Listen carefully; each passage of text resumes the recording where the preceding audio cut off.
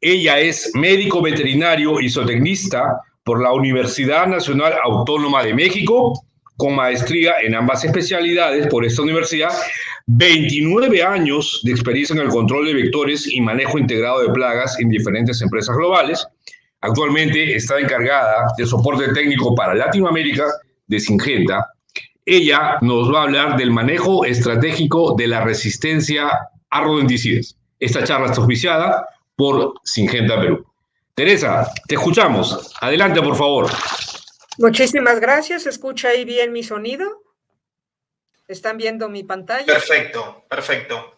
Excelente, pues muchísimas gracias por la introducción y una disculpa a todos los presentes. Tuve ahí un problema de vialidades y entonces eso me retrasó un poco, pero aquí estamos ya y vamos a platicar de un tema pues muy interesante, ¿no? Un tema que siempre será vigente, que es el manejo de la resistencia a rodenticidas. Y bueno, pues para empezar a entrar en materia, hablemos de qué es la resistencia a los rodenticidas, sobre todo pues a los rodenticidas anticoagulantes, ya que la mayor parte de los rodenticidas que se utilizan a nivel mundial son anticoagulantes, ahora sí que más del 90% de lo que hay en el mercado mundial son pertenecientes a este modo de acción anticoagulante.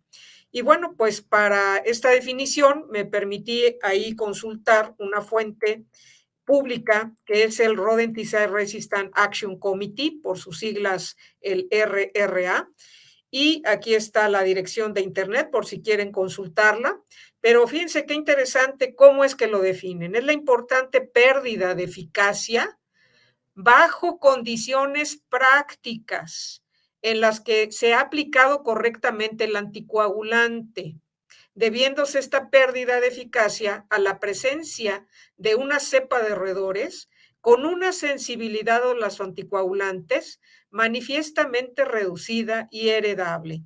Esta definición la retoma el RAC del doctor Graves, que lo definió así en los años 90. Fíjense desde cuándo ya se viene hablando de resistencia.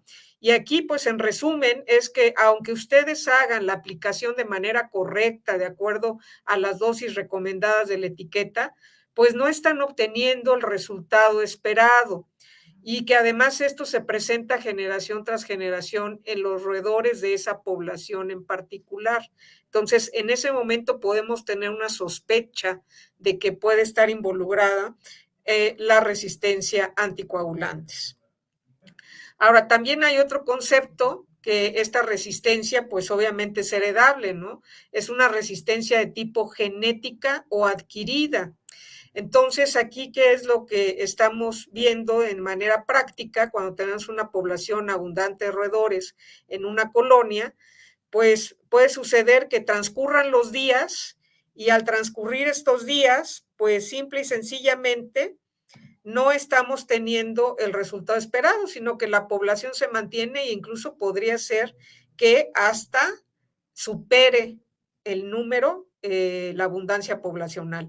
Ahí es cuando si ese control de roedores, haciendo la aplicación en las dosis correctas y de la manera correcta, no se logra ese control, pues se puede empezar a sospechar de resistencia.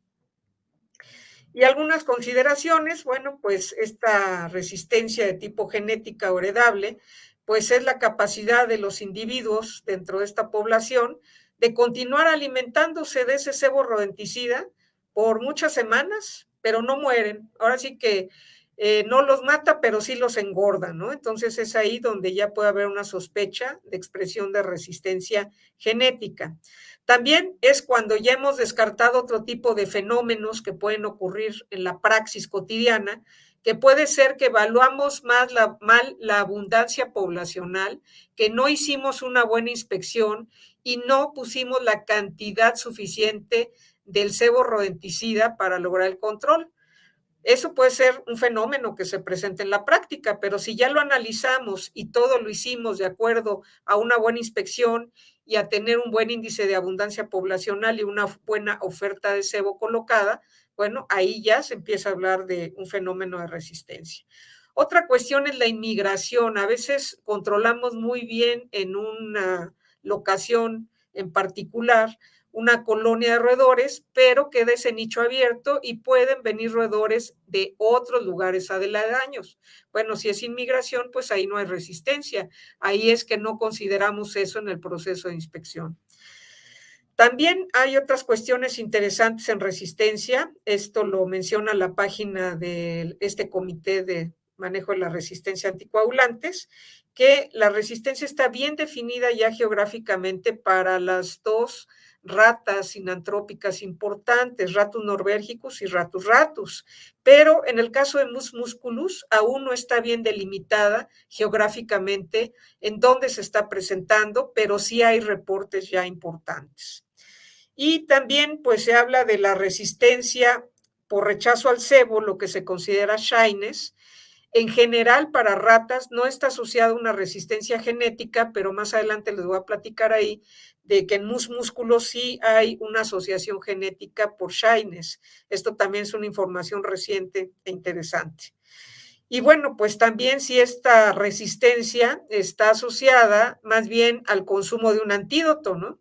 Que es a lo mejor una fuente de alimentos con alto contenido de vitamina K, puede ser alimento para ganado o pueden ser ciertas plantas que tienen estos precursores de vitamina K y que están actuando como antídoto.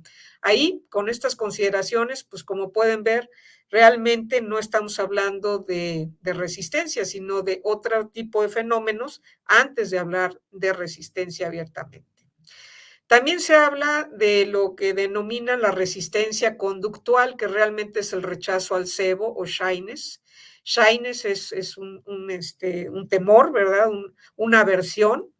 Entonces, esto mayormente es de tipo comportamiento y estos comportamientos suelen ser aprendidos, sobre todo cuando tuvieron estos roedores, pues una experiencia negativa con algún cebo rodenticida, lograron sobrevivir y después desarrollaron ese shyness o aversión y ya no vuelven a consumir de ese cebo, o en el caso de la colocación de trampas, cebaderos, también si eso lo asocian con una situación negativa, pues ya no vuelven tampoco a acercarse a esas trampas o a esos cebaderos. Entonces también eso es algo que tenemos que estar monitoreando en cuanto a cómo se modifica el comportamiento de los roedores en esa colonia, si nos está afectando una cuestión conductual por aprendizaje. Entonces, este comportamiento de reticencia a consumir cebos, pues tiene que ver con experiencias negativas de esos roedores que lograron sobrevivir. También la atractividad, palatabilidad de los cebos tiene mucho que ver con shyness. Hay algunos estudios realizados en años recientes donde se evalúa si la reticencia o este rechazo al cebo tiene que ver con el ingrediente activo únicamente o también con la matriz de atrayentes. Y en algunos estudios interesantes, pues lograron determinar que sí podría también interferir la matriz de atrayentes. Esto fue un estudio con lecalciferol y bueno, pues también puede ser que un cebo muy mal diseñado y que además lo asocien los roedores con una experiencia negativa pueda causar este efecto de shyness.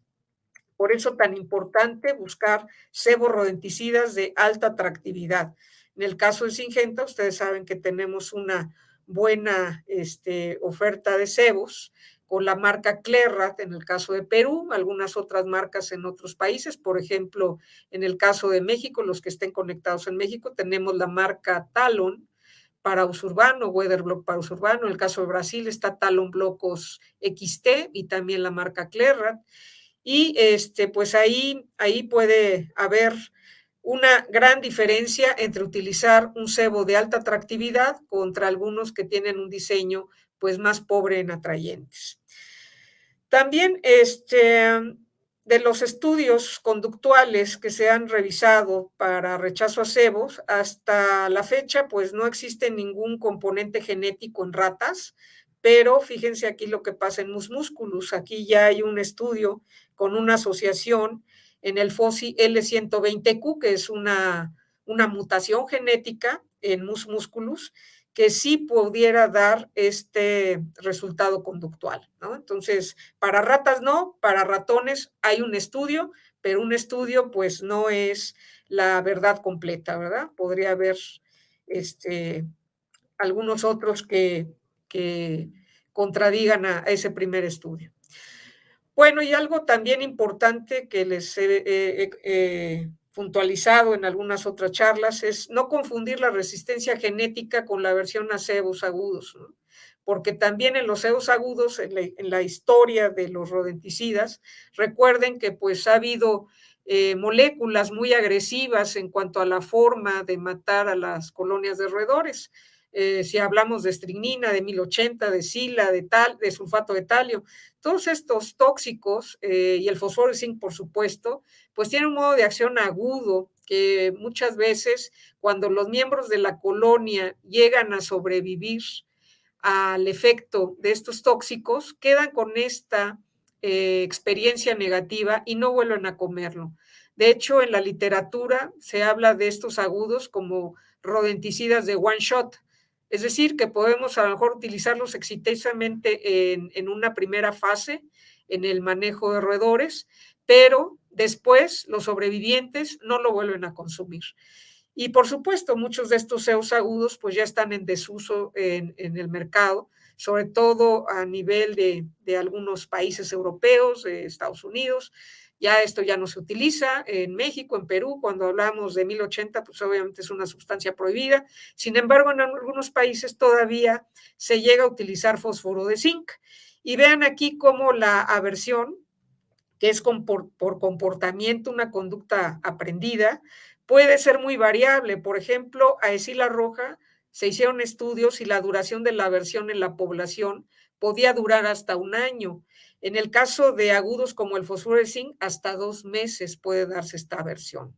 Y por supuesto hay muchísimas referencias, ahí les pongo algunos autores, de la aversión o shyness al fosfuro de zinc, que eso es algo bien sabido y que pues no es una resistencia genética en el caso de ratas, también lo sabemos, ni en el caso de ratones, porque lo que les comenté anteriormente sobre esa mutación en un loci en particular tenía que ver con anticoagulantes, pero no con CEOs agudos. Entonces, de manera concluyente, a rodenticidas agudos no existe resistencia genética para la aversión a este tipo de CEOs. También hay incluso reportes de aversión o shyness a colecalciferol, ¿verdad? Este estudio que fue presentado en The Vertebrate Pest Conference en el año 92, pues ahí hubo un estudio interesante donde se evaluaron, ¿verdad?, roedores que sobrevivieron a dosis subletales de colecalciferol y 18 días después volvieron a ser expuestos y resulta que hubo aversión y disminuyeron los consumos del producto a base de colecalciferol. Y colecalciferol, pues se puede considerar que es un subagudo, no es realmente un agudo como los que acabo de mencionar, pero también ahí puede haber shyness y es por la experiencia negativa de esa población de roedores. Tampoco hay que confundir resistencia con neofobia, ¿no? Que esto también en la praxis cotidiana a veces dicen, no, bueno, es que el producto no funciona, pero no funciona no porque no tenga la potencia suficiente o la palatabilidad, es porque hay que recordar que hay especies como Rattus norvegicus, que es la rata noruega o de alcantarilla, que es altamente neofóbica en su comportamiento, y esto es algo evolutivo, ¿no? El éxito de la evolución de esta especie ha tenido que ver con este comportamiento desconfiado, de evaluar el entorno, si hay cambios en ese entorno, antes de arriesgarse a entrar a un cebadero, arriesgarse a consumir una nueva fuente de alimento, en este caso el cebo, ¿no? Entonces, neofobia viene de una etimología, neos, nuevo, y phobos, miedo. Entonces, es temor a todo lo que sea nuevo en el entorno de estos roedores, sobre todo de rata noruega.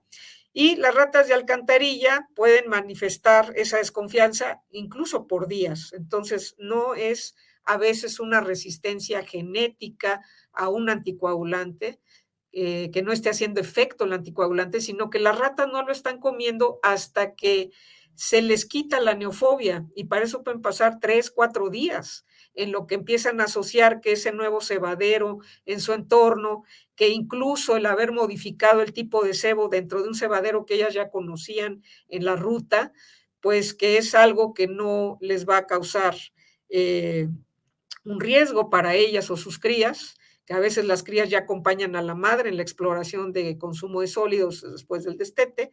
Entonces, hay que considerar que antes de medir los consumos de cebos rodenticidas, pues también tenemos que esperar esta fase de neofobia.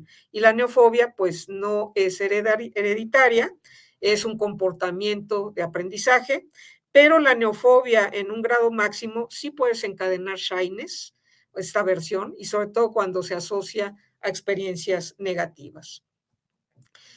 Los rodenticidas pues tienen una historia de muchas décadas, ¿verdad? Incluso algunos hasta de siglos, porque hay ahí algunos ingredientes activos que se utilizaron en siglos pasados, pero pues la familia más abundante es la de los anticoagulantes. Ahí tenemos dos grandes familias, los derivados 4-hidroxicumarínicos y las indandionas. Es otra evolución de los anticoagulantes, pero como les comentaba, de lo que se utiliza a nivel mundial, más del 90% pues son realmente anticoagulantes, ya sean de los de primera generación, que se caracterizan por tener una ingesta de tipo múltiple, son multidósicos hasta que se acumula la dosis letal, es cuando se desencadenan los signos y la muerte.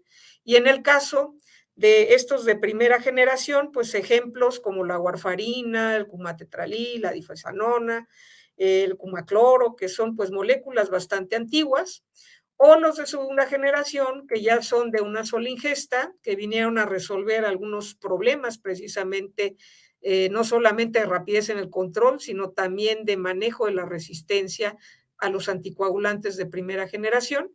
Y dentro de los de segunda generación, que son de unidosis, pues tenemos como el ejemplo más relevante al Brodifacum, nuestro Brodifacum de Syngenta, que ustedes los encuentran en formulaciones como Clerrat, pellets y Clerrat bloques en el caso de Perú. Hay diferencias importantes en la toxicodinamia entre los de primera generación y los de segunda generación. Por ejemplo, el Brodifacum es bien sabido que debe su éxito no solamente a una dosis letal oral aguda muy pequeña, de 0.26 a 0.27 miligramos de ingrediente activo por kilo de peso vivo de roedor, sino también a la recirculación enterohepática que tienen los metabolitos del Brodifacum, con lo cual pues es como si le dieran una segunda repasada en el sistema digestivo y en el sistema hepático a los roedores, con lo cual se obtiene el efecto anticoagulante de una manera mucho más rápida que los de primera generación. Entonces, esto es importante también que ustedes lo consideren desde el punto de vista técnico para lo que vamos a platicar ahorita sobre este manejo eficiente estratégico de la resistencia a anticoagulantes. Fíjense que un criterio importante pues ya es la dosis letal.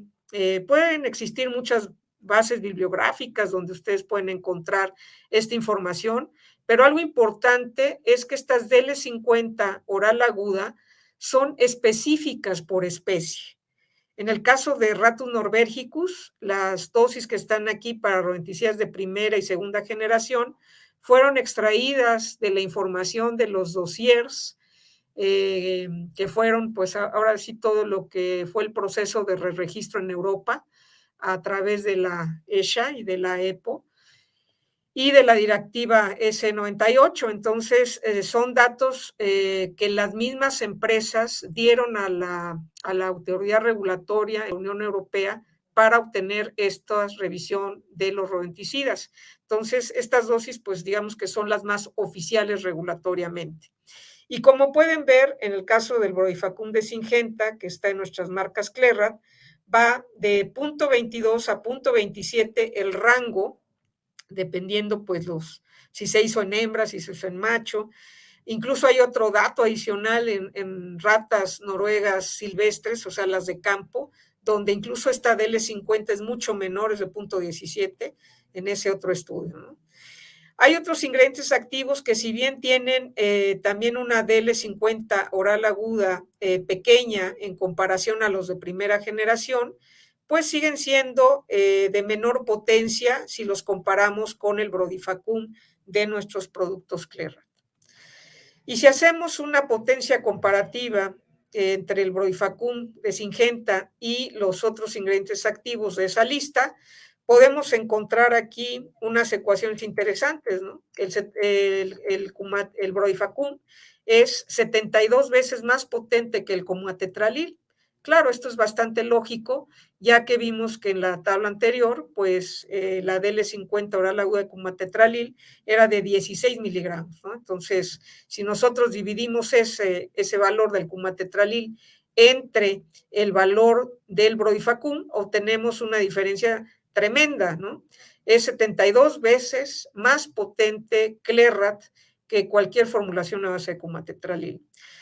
También tenemos 5 veces más potencia que la bromadiolona, 2.5 veces más potencia que la difetialona. Entonces, en conclusión, los rodenticidas de Syngenta, pues son los más potentes en el mercado, con lo cual, pues también tenemos una eficacia comprobada en diferentes países. Syngenta está presente comercialmente en más de 90 países y obviamente se han hecho estudios de eficacia para obtener los registros en todos estos países. Entonces, somos los más eficaces y consecuentemente, si se requiere menos dosis para lograr el mismo resultado, económicamente también somos más eficientes que otras formulaciones anticoagulantes. Bueno, estas son las personas que más han impulsado este análisis durante muchas décadas de la situación de la resistencia a anticoagulantes. El doctor Colin Prescott y aquí está el doctor Alan Bocle, forman parte de este comité de Resistant Rodenticides Action Committee. Y pues obviamente existen empresas como Syngenta que también apoyan fuertemente las iniciativas de este comité, porque pues ya hemos visto que tenemos muy pocas herramientas para realizar un control químico de roedores. Tenemos pues ya muy pocos agudos en el mercado, un subagudo como el colecalciferol y anticoagulantes de primera y segunda generación. Entonces, las herramientas son finitas y por lo tanto hay que ser muy estratégicos en la forma de integrar estas herramientas en el control químico y evitar que se siga agudizando el problema de expresión de resistencia a los anticoagulantes. Hay un artículo interesante de Comatetralil. Se habla que el factor de resistencia era 2.200, no recuerdo la fracción, pero bueno, 2.200, y eso es algo muy, muy grave, ¿no? Porque en ese tipo de poblaciones donde se ha identificado ese factor de resistencia, pues significa que por mucho tiempo no van a poder regresar al Comatetralil hasta que se recupere una susceptibilidad donde no salga tan caro encarecer el control con Comatetralil, porque se requieren ahora dosis muy por arriba de lo que se tenía como referencia eficaz. Pues yo tuve el honor de conocer al doctor Alan Bocle, eso fue en Expo Praga en el año 2012, él estuvo ahí hablando de algunos criterios muy importantes sobre el manejo de la resistencia a rodenticidas anticoagulantes. Ahí también está la doctora Beatriz Villa, aquí está el doctor Alan Bocle, esta chaparrita soy yo, y hay aquí otros expertazos también en roedores, y pues fue realmente una experiencia muy interesante el haber escuchado al doctor Alan Bocle. Y bueno, pues ahí lo que nos comentaba el doctor, que la resistencia pues se conoce desde los años 50, que empezó a presentarse a warfarina, pero de manera muy rápida también empezó a suceder para otros ingredientes activos y pues esto puso en jaque, ¿no? lo que era el control.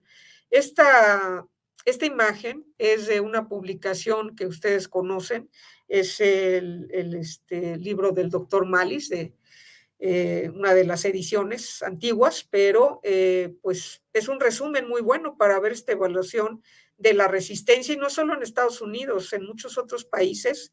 Aquí, por ejemplo, está Inglaterra, Dinamarca, ¿verdad? Aquí están algunos estados de la Unión Americana, y pues también al final ya empieza a haber resistencia en los años 70 hacia los 80 de difenacum, de los 80 a los 90 pues de bromadiolona, también fue ya muy marcado, no solo en ratones, también en ratas. Y bueno, pues este artículo también de Vertebrate Pest Conference, artículo fue una contribución del doctor Alan Bocle junto con el doctor Malcolm Hadler. Y bueno, pues en este artículo se habla precisamente de esta evolución de la resistencia a los anticoagulantes. Este es un cuadrito resumen de mucho de lo que está ahí en ese artículo, pero fíjense cómo desde los años 50 aquí ya hubo resistencia, sobre todo a warfarina, en el caso del Reino Unido, y desde 1950, pues ya en Estados Unidos también ya se hablaba de resistencia a warfarina. No se sabía bien cómo era que se expresaba genéticamente la resistencia. Es más, ni siquiera sabían si era genética realmente en los años 50. Ahí se hablaba de que había un gen. Ya después, con el paso del tiempo, se sabe que no es un solo gen, que es un polimorfismo, es decir, que están varias mutaciones involucradas. En el caso de la rata noruega, hay 8 mutaciones registradas que dan lugar a la resistencia a diferentes anticoagulantes, ¿no? Entonces, pues este cuadro resumen, pues les da una muy buena idea de lo que viene sucediendo con diferentes moléculas. Pueden ver aquí que en los 70 bromadiolona difenacum, para el caso de Reino Unido, ya había también presencia de resistencia. Después en los 70 que vinieron los lanzamientos interesantes de Brodifacum, Flocumefin y difetialona, pues ayudaron a mitigar un poco lo que estaba sucediendo con los de primera generación y con la bromadiolona y el difenacum. Sin embargo, pues esto ha seguido evolucionando hasta estos últimos años, y pues lo que les comentaba es una resistencia que se sabe ahora que es de tipo polimorfismo, es decir, que hay varias mutaciones involucradas. Y bueno, pues de la página de CropLife, que también está muy vinculada a estas estrategias de manejo de la resistencia a los rodenticidas, sobre todo a los anticoagulantes, pues aquí en estas publicaciones de CropLife se habla de manera muy interesante de que pues se pueden controlar algunas de estas manifestaciones de resistencia, es decir, estas mutaciones, tanto en ratas como en ratones, utilizando anticoagulantes de segunda generación, pero no cualquiera, tienen que ser los más potentes y que no exista resistencia prácticamente conocida a esas sustancias. Y en esa publicación pues se cita 3 moléculas, el Brodifacum, el Flocumafén y la difetialona, y así en ese orden, o sea, así está en la publicación. Entonces, el Brodifacum lo tienen ustedes afortunadamente en Perú con formulaciones como Clerrat Pellet y Clerrat Bloques. Este otro gráfico me pareció muy interesante. El autor, no lo pronuncio muy bien, es Umwelt Bundesamt. En el año 2014 elaboró este gráfico para hablar de la jerarquía del uso de los rodenticidas anticoagulantes ante las expresiones de resistencia. Entonces, como podemos ver, la potencia rodenticida, mientras más baja es, nos aumenta el riesgo de expresión de resistencia. Y esto es algo que se ha visto durante décadas suceder, ¿no? A warfarina, a cumatetralil, a difacinona, clorfacinona. Los que están intermedios, pues difenacum y bromadiolona, digamos que su riesgo es menor, y los que tienen menos riesgo de desarrollar resistencia son justamente los que tienen mayor potencia rodenticida, como el Brodifacum, aquí encabezando esta lista. También se habla de resistencia cruzada, que también puede suceder que ya existe resistencia a un primer compuesto, como sucedió a la warfarina, y de allí hubo un cruzamiento de este mecanismo de resistencia, dado que es una cuestión heredable, una cuestión genética, y sucedió pues de warfarina hacia cumatetralil. Ahora sí que lo que ya se empezó a expresar en warfarina sirvió para que empezara a desarrollarse también un mecanismo ahí de resistencia al cumatetralil, y así ha ido evolucionando esta resistencia, porque recuerden que es de tipo genético. También hay otra cuestión mal llamada resistencia, que le llaman resistencia intrínseca, pero pues esto realmente es lo que les explicaba en la tabla donde se encontraban las DL50 oral aguda para diferentes compuestos. Hay que entender que son diferentes especies que vienen con diferente evolución a través de millones de años, de hecho más de 50 millones de años, sobre todo esta familia Muri, de donde está la rata noruega, la rata negra o del tejado, el Mus musculus, pues han tenido una evolución muy importante durante todos estos millones de años. Por lo tanto, pues sus metabolismos también pueden tener variables. Y obviamente un anticoagulante no se va a comportar exactamente igual en una especie que en otra. Fíjense aquí cómo para la rata noruega, el Brodifacum tiene una DL50 que va de 0.22 a 0.26 miligramos de ingrediente activo por kilo de peso. Pero para Mus musculus se requiere una dosis mayor. Pero aún así sigue siendo el Brodifacum de Syngenta el mejor raticida comparado con otros ingredientes activos y el mejor ratonicida. Entonces tenemos una solución con productos como Clerra muy eficientes porque pues su resistencia intrínseca es muy pequeña comparada con otros activos, pero recuerden, esto es un concepto mal llamado resistencia intrínseca, realmente es evolución, ¿no? También otras cuestiones que pueden confundirse con resistencia es el entorno.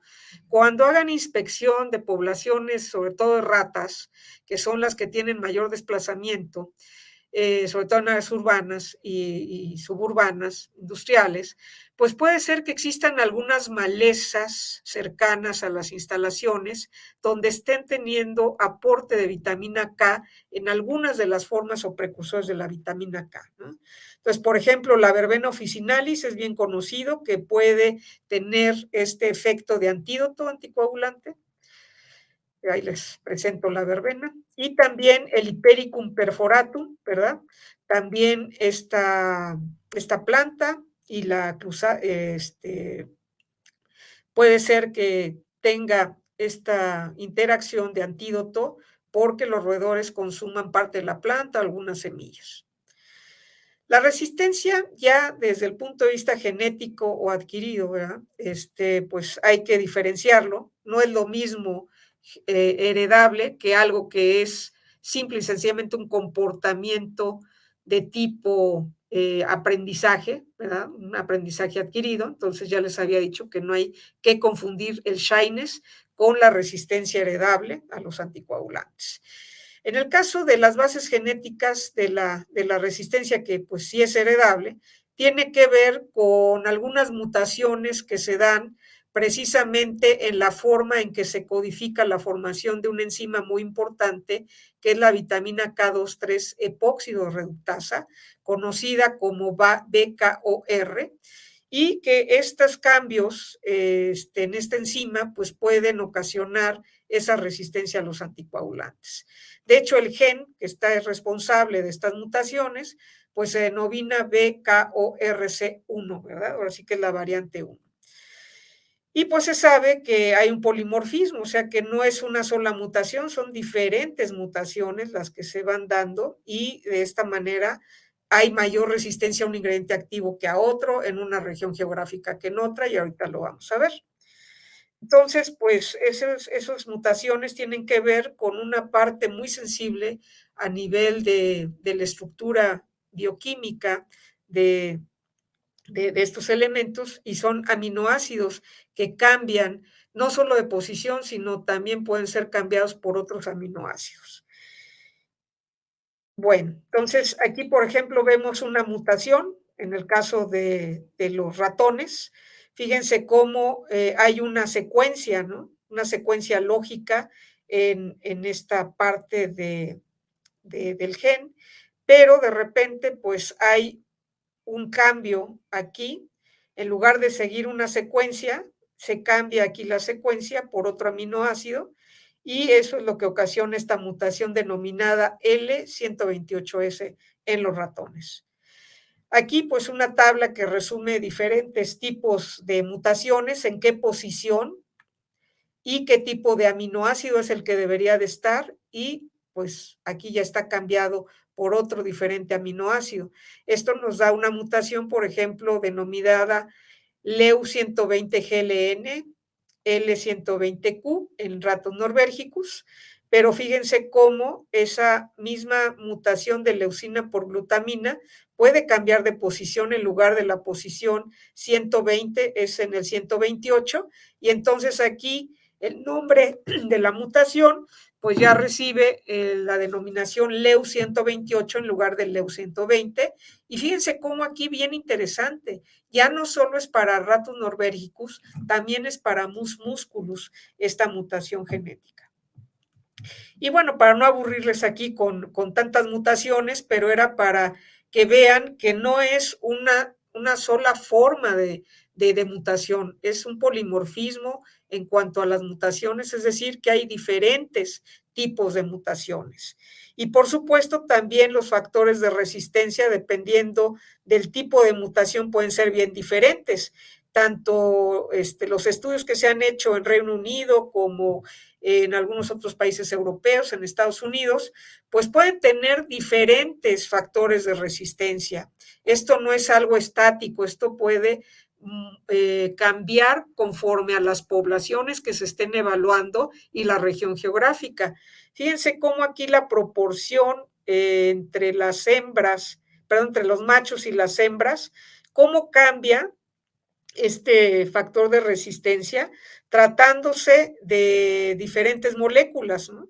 Y si son, por ejemplo, como la bromadiolona y el difenacum, que ya desde hace muchas décadas se sabe que hay expresión de resistencia, y cómo ese factor se modifica cuando es, por ejemplo, el flocumafen, al cual pues prácticamente no hay resistencia, ¿no?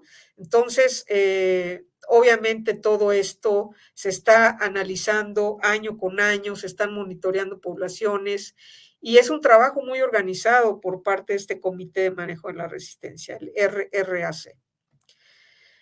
Aquí también podemos ver cómo se presentan diferentes mutaciones, no solamente en Reino Unido, en muchos otros países, a qué moléculas se están presentando estas mutaciones, y pueden ver que está muy generalizado, por ejemplo, a warfarina, clorfacinona, muy emparentado con la difacinona, por supuesto, del grupo indandionas, al cumatetralil, al difenacum. En algunas mutaciones sí aparecen, otras no, ¿verdad? Y en el caso de bromadiolona también en algunas mutaciones ya aparece reportado en varios países. Y en el caso del brodifacum, pues no tenemos reporte de estas mutaciones. Entonces, el brodifacum de Syngenta en los productos Clerad es una herramienta muy valiosa para el manejo de la resistencia a otras moléculas a las cuales ya hay expresión de resistencia. Y no es para decir que nunca más vamos a utilizar las otras moléculas, es simplemente que tenemos tan poquitas herramientas que tenemos que ser estratégicos en el rescate de la susceptibilidad de esas moléculas en las poblaciones de roedores. Entonces, pues seguir las recomendaciones del Comité Manejo de la Resistencia a los anticoagulantes y de CropLife, de utilizar pues aquellos anticoagulantes de mayor potencia para contrarrestar la resistencia a los que tienen menos potencia y que sabemos que pues ya está muy exacerbada esa expresión de resistencia. Fíjense que en la página del RRAC van a encontrar ustedes pues diferentes mapas interactivos dependiendo la región. Obviamente en Europa es donde tenemos más mapas interactivos. Aquí una breve vista de lo que ustedes verían en esa página. Conforme van seleccionando los mapas, les va dando los lugares en donde se está presentando qué tipo de resistencia. Fíjense en Estados Unidos cómo cambia aquí la denominación. Aquí es un R35P, la denominación de esa mutación genética, mientras que en el caso de Europa, pues tenemos las denominaciones L120Q, L128Q, que ya habíamos visto anteriormente para ratas y ratones, y también el Y139C, el Y139F, ¿no? Que se están dando en diferentes países de Europa. Pues les invito a que entren a esta página, tiene artículos interesantes, tiene conceptos importantes que ustedes van a ir requiriendo para su praxis. Y pues recordar que la resistencia no es algo estático, se va moviendo en el tiempo por regiones, por poblaciones, es hereditaria. Y pues si bien sabemos que cuando empezaron a utilizarse anticoagulantes como el difenacum y la bromadiolona para mitigar la resistencia a warfarina como a tetralil, pues resulta que en los pocos años ya se encontró resistencia. Ahora con las moléculas más potentes como brodifacoum, flocumafel, difetialona, bueno, de lo que se trata es hacer un rescate, ¿no? Porque si llega a haber ya resistencia a estas más potentes, pues entonces, ¿qué vamos a hacer, no? Ahora sí que se trata de hacer un trabajo estratégico en el manejo integrado de roedores. Y obviamente no solo basar las estrategias en control químico, también las otras partes de un manejo integrado, la parte cultural, la parte de exclusión, la parte física. En el caso de algunas otras empresas están desarrollando tecnologías hasta quimioesterilizantes, ¿no? Para mitigar también esta resistencia a anticoagulantes. Y algo interesante es que también podemos colaborar con el RAC, se pueden enviar muestras para que determinen qué está sucediendo en nuestros países. Bueno, entonces, nuevamente, vean aquí cómo las mutaciones están muy generalizadas, sobre todo en los países que están ya mapeados por el RAC, pero cuando vemos moléculas potentes, o la más potente aquí el brodifacoum, pues afortunadamente no tenemos expresiones de resistencia todavía, ¿no? Que nos pudieran limitar el uso del brodifacoum. Al contrario, el brodifacoum lo podemos utilizar estratégicamente para revertir en algunas poblaciones la resistencia a otras moléculas. Y además, pues entender algo importante, ¿no? Que el brodifacoum que se utiliza en las formulaciones de Syngenta como Clerra, Talon, Weatherblock, pues está reconocido por la Organización Mundial de la Salud. De hecho, la organización le otorgó especificaciones WOPES, no solo al ingrediente activo, también a las formulaciones RB. Recuerden que es la denominación de las formulaciones SEBO en general, RB, eso significa. Y son para las formulaciones de Syngenta, no para genéricos. Esta especificación es solo para los productos de Syngenta. Otra cosa que también les mencioné al inicio, que tiene que ser muy estratégico, es que el rodenticida que se elija para hacer un manejo estratégico de la resistencia, aparte de tener un ingrediente activo potente, también tiene que ser muy palatable. No en todos los países existen por parte de las autoridades regulatorias la exigencia de realizar pruebas de palatabilidad o apetencia, ¿no? En Estados Unidos, en Europa, por supuesto que esto es algo obligatorio para poder otorgarles registro.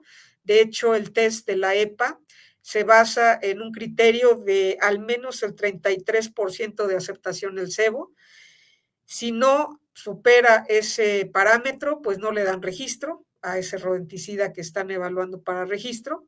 Y afortunadamente nuestras formulaciones con marcas como Talon, Clerra, obviamente Weatherblock, que es la formulación también de alta palatabilidad que tenemos en Syngenta, pues superan estos niveles, ahora sí que por arriba del 60% de aceptación en pruebas denominadas choice test, es decir, donde se pone el alimento al que están acostumbrados los roedores del laboratorio para esta prueba, en contraste con el cebo rodenticida, y es realmente el juicio de palatabilidad de ratas y ratones expuestos en este tipo de evaluación, lo que determina qué es lo que más van a comer.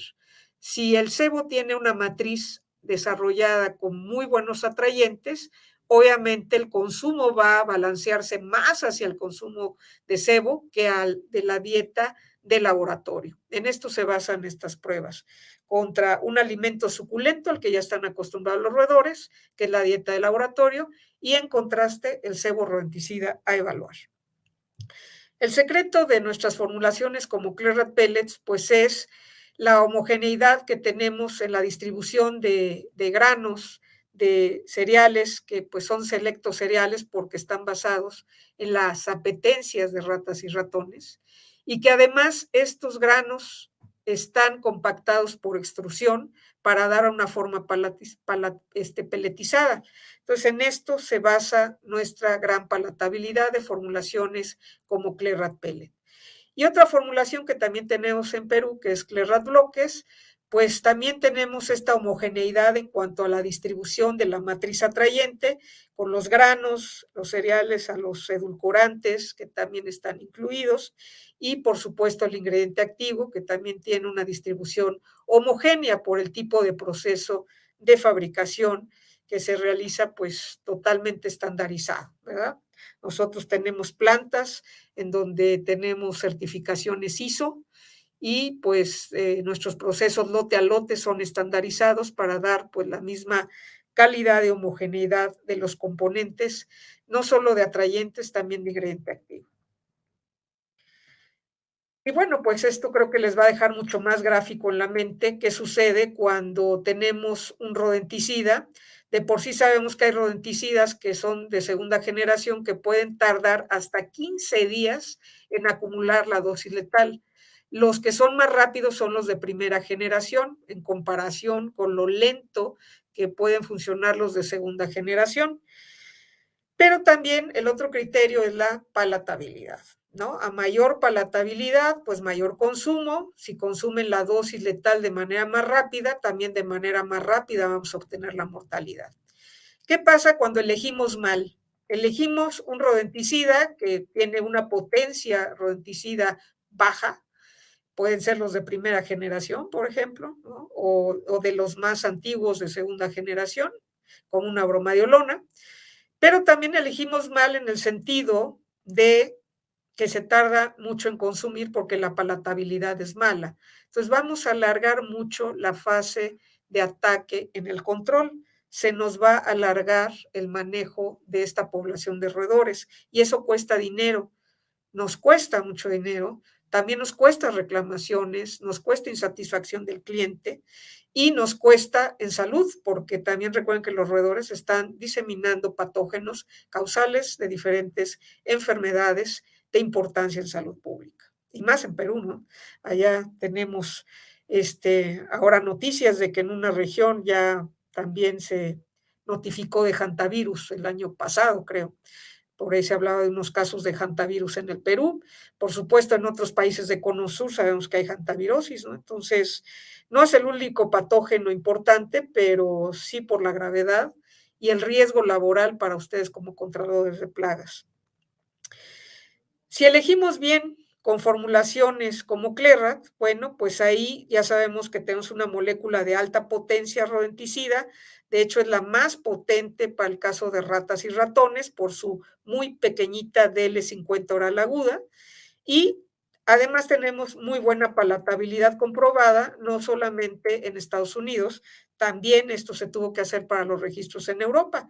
Entonces, fíjense cómo acortamos el tiempo del control de una población de roedores y esto nos redunda en eficiencia también desde el punto de vista económico y en reducir también el número de visitas a los lugares donde se encontraba la infestación. Entonces, Clerrat les puede dar ahí una buena estrategia, no solamente en manejo de la resistencia, también en eficientar su tiempo de control.